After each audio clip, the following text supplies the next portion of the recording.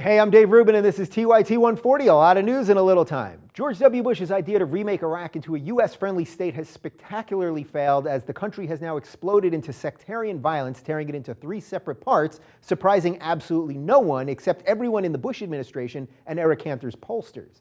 Just days after saying he would not send troops back into Iraq, President Obama has agreed to send 275 troops back into the country to secure our interests. So 275 soldiers sent back into Iraq. That ought to fix everything.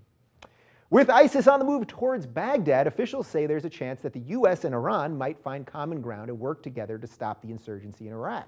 Officials say both sides have a vested interest in the group not making any further gains in the country. Though a Pentagon spokesman denied there is any specific deal with Iran in the cards, this tweet by Iranian President Hassan Rouhani might give a clue.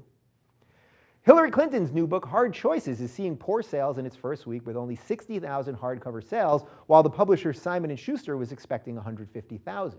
Despite a huge fanfare, the 60,000 number represents a paltry 10% of what the publisher shipped out.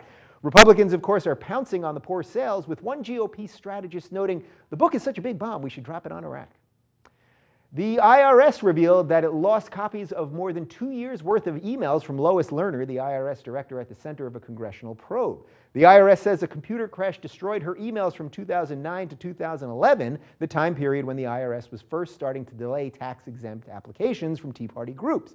Even though the Inspector General's report long ago clearly stated that the IRS problems were a result of ineffective management and not political malfeasance, and no conservative groups were ever denied tax-exempt status, congressional Republicans vowed to keep fighting for those conservative groups that were almost treated unfairly by the IRS. Oh, and Benghazi. Don't forget Benghazi. And finally, a relative of the Duck Dynasty clan has announced that he is running for a Louisiana congressional seat. Zach Dasher, a 36-year-old nephew of Duck Dynasty patriarch Phil Robertson, is running on a platform against abortion, to balance the budget, and against Obamacare.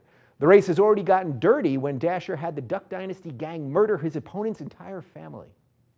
I'm Dave Rubin. Follow us on Twitter at TYT140 and suggest stories using hashtag TYT140. We'll see you tomorrow.